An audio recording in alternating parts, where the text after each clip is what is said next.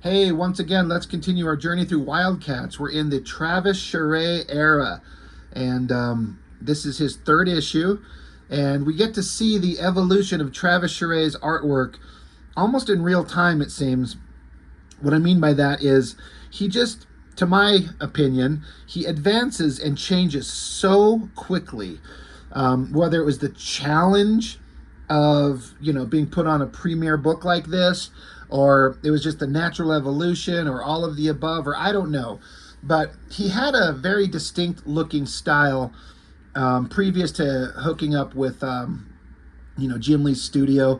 He did some work for DC. I think it was Dark Stars, that looked very much like a Jim Lee influenced style.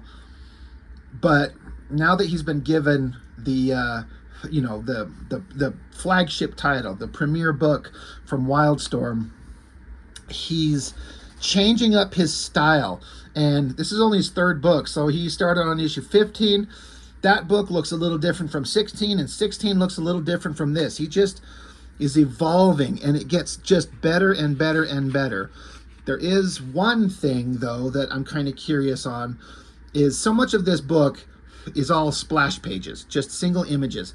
Now, Travis Charest developed a reputation for being very slow, and I wondered if this is something on the part of the writer, just giving splash pages to give Charest the opportunity to catch up, or if it's legitimately part of the story. I find it unlikely that a writer with the kind of the reputation of a James Robinson would naturally write a comic where it's 2/3 of it, it seems, is just all single image splash pages. You'll see what I mean as we get into the book. That just doesn't seem to be a thing that a writer would do unless there's a very, very specific reason for the story. Otherwise, I wonder if it was a case of, 2 issues in, Travis is getting a little bit behind, so, well, let me come up with a way to at least kind of tell the story we want to do and keep somewhat of a set schedule. All guesswork on my part. I have no idea. But still, the book now has a more focused direction that makes it funner and more interesting to read than it did ever under the drawing skills of Jim Lee, and it's not the drawing that made it a reading experience. It was not fun. It's the Brandon Choi.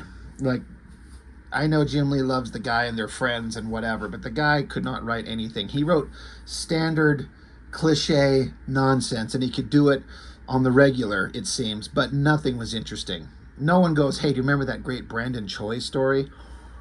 So James Robinson, the story is, the previous 2 issues, we got introduced to the team of like government not super soldiers, but like a super secret badass team of soldiers that are designed to help or take on superhumans, like the Wildcats and all these these superhuman beings that are showing up in the stories, and led by Santini. If you've watched my videos, you know the guy I'm talking about. He was the guy back in Wildcats issue 2 or 3 that got his kneecap blown off, and so the writer James Robinson brought that character back.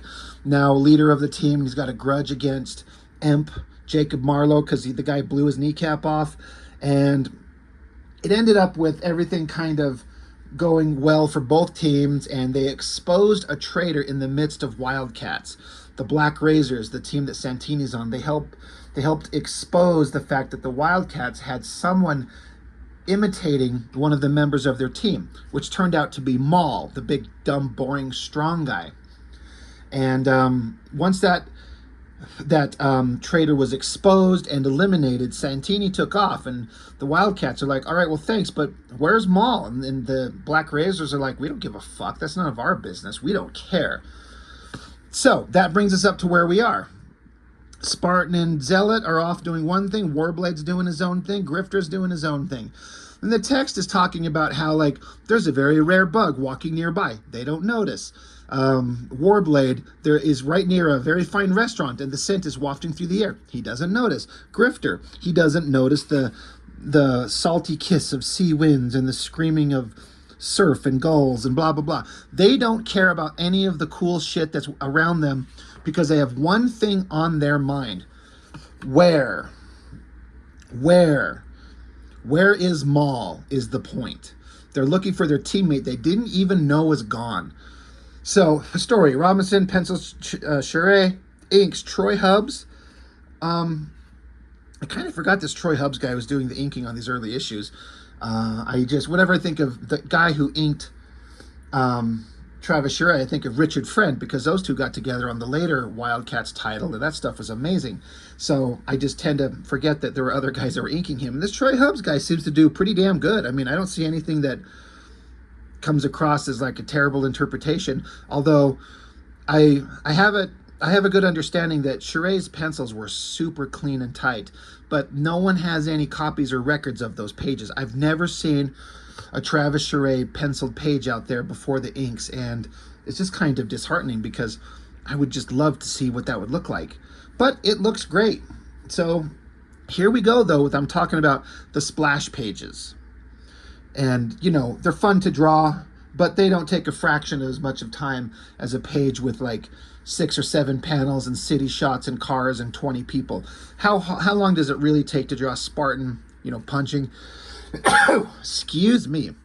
Spartan punching and Zealot shooting with some rocky background with a bunch of bullet, you know, scarring all over it. And then you got a page of Grifter hiding behind a palm tree in front of a lake and a building, mostly in silhouette. The colorists are kicking ass all over the place here. These look really good. And then Warblade's over here fighting this guy, Pike. He's like 9th-rate Deadpool ripoff. He's so boring.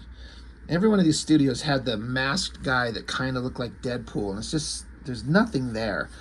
But Warblade's fighting that guy. Meanwhile, we get back to Jacob Marlo and Void. They're back at Halo, presumably, the skyscraper headquarters of the Wildcats. And they're like, hey, have we heard anything? The team's out there in the field. And what they're basically doing is they have no idea where Maul is at. They know nothing. So they're just out there roughing up all the Daemonite, the alien lizard creatures that the Wildcats are fighting. Anyone that's associated with them, they're out there roughing them up, trying to just see if somebody will spill some information. It's really an unfocused plan, and that's what Marlo is talking about. He's like, a plan should be a honed thing with every option and variable covered. He's like, this is just hitting them hard and hoping something, hitting them hard and hoping something comes up. It's not the way they want to go about their business, but they don't know what else to do. But that's what they're doing. So, again, Charest, I love his figure work. Like, look at this body on Void. Most people would take the opportunity to draw a really long, sensual, hypersexualized figure in a way. And, you know, when her outfit is just a shiny silver bodysuit, then you can choose what kind of details you want to emphasize. You know, she's not super prominent on the page. She does stand out. She does have a magnificent rack with those highlights pointing right at the tips. Like, it's all there. It's all kind of like sexy comic book girl drawing. But it's not overdone. It's a little more simply stated. I like the backlighting rendering with the edge lighting around her form and then the backlighting on it and then the silver. He draws a really interesting Void. Void has been a void of character. Like, there's nothing to her except she boo-hoos and she teleports people. There's nothing interesting going on, but they're trying to make her into something here. James Robinson is attempting to make these characters into something, and I appreciate that. So the team continues fighting. So Zealot is, you know, stabbing a guy to death. Spartan sees a bunch of soldiers coming after him, so he just starts punching the shit out of them. Zealot infiltrates these bad guys, and they're all talking tough, and she's like, you know, you guys aren't going to stop me, because she's like unstoppable warrior, badass babe. Spartan keeps looking, and then this is kind of like a repeating panel, with the only thing that's different is like the drawn-in laser, the impact on the guy, but you know, guy leaps at him, Spartan shoots him. Kind of interesting. Well drawn, all of these. Like, everything here is really well drawn. Spartan's face. I like this back shot, this arm flexed. Really good. So they're just fighting. Fight, fight, fight. Meanwhile, they're talking about over here, they're concerned about voodoo. If you remember in the previous 2 issues, she showed up at the beginning of issue 15 and she got shot from like a Gatling gun from a helicopter and barely survived. So she's, you know, in the infirmary or hospital or whatever, barely hanging on to life.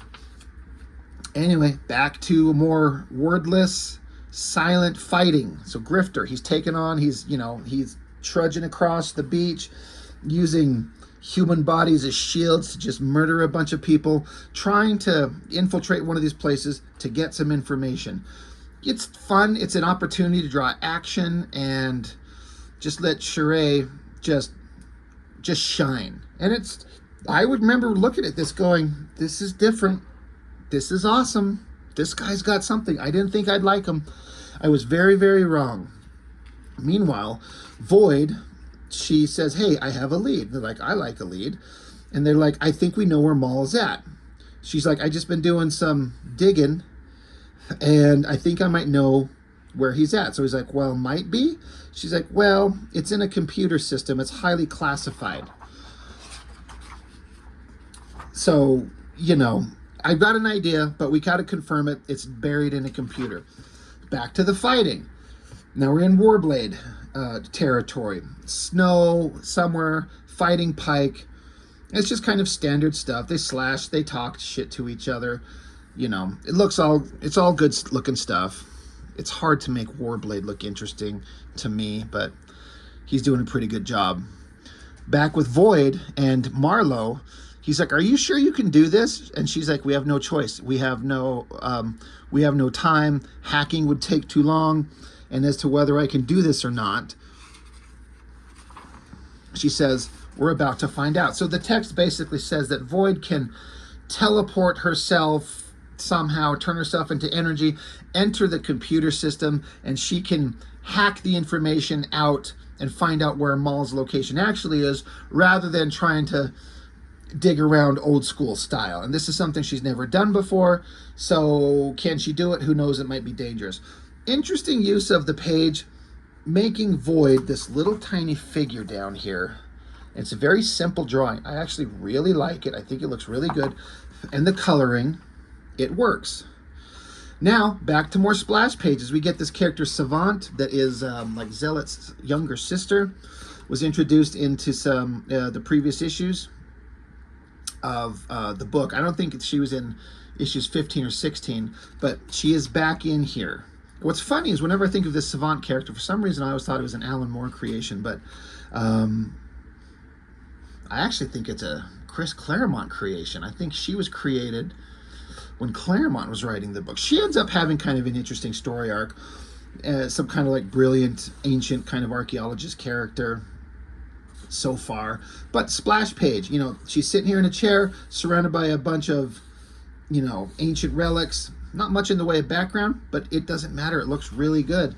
Another splash page of what might be the most boring character in the entire Wildcats universe. This character named Soldier. His name is Soldier. Guess what he does? He's a soldier, and he's beating up bad guys. We got to pin up Salvador La Roca. It's kind of standard stuff, nothing great. Salvador La Roca's art style changed into a very different thing as his career went on.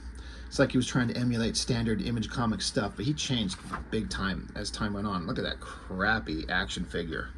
Where can I get my hands on one? And then we got Majestic.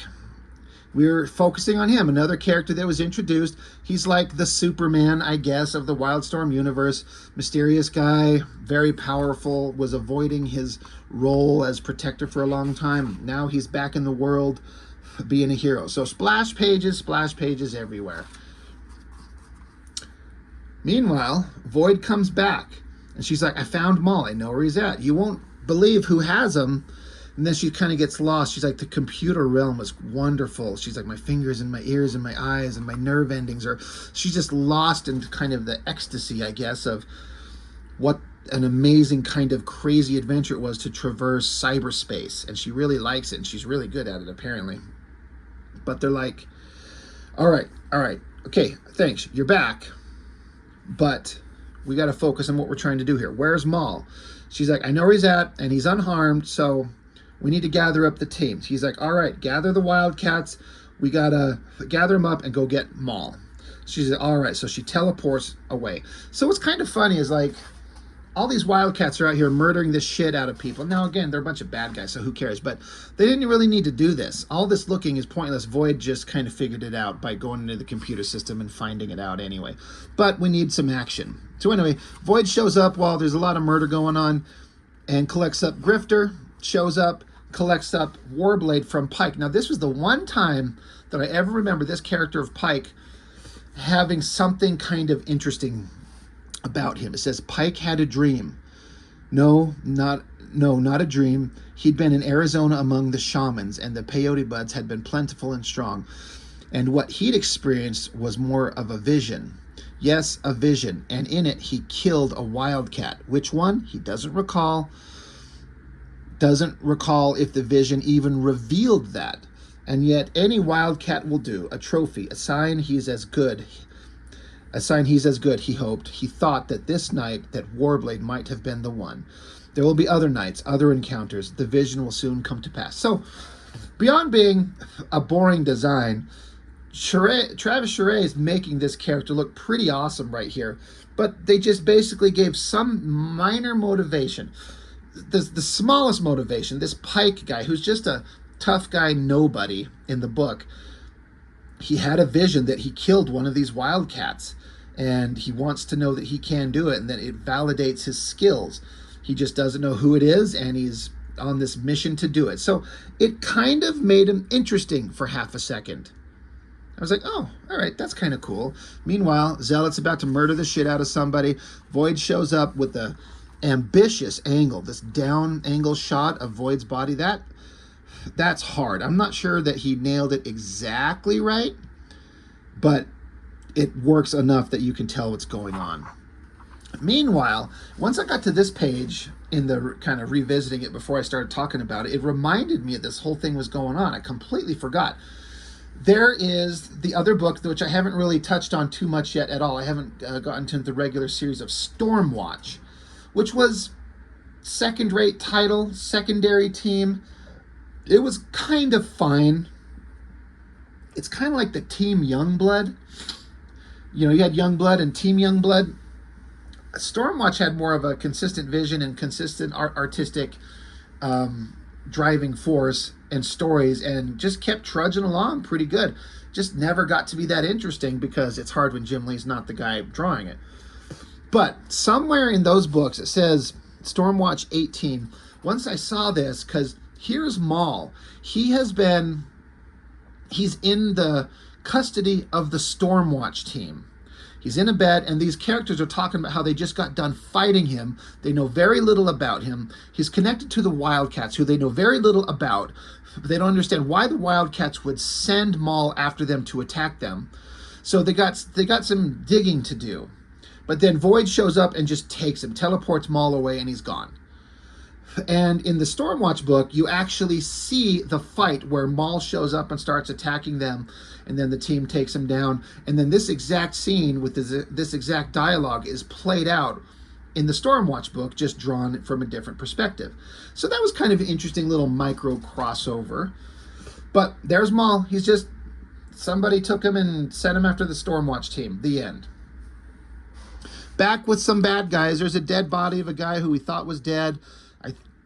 I think this is the guy that this is Mr. White. I'm trying to remember if this guy was in the previous books. Maybe he was the assassin. Maybe he was the traitor, or the guy that was in hiding in the Wildcats. I can't remember. That's how memorable these things are.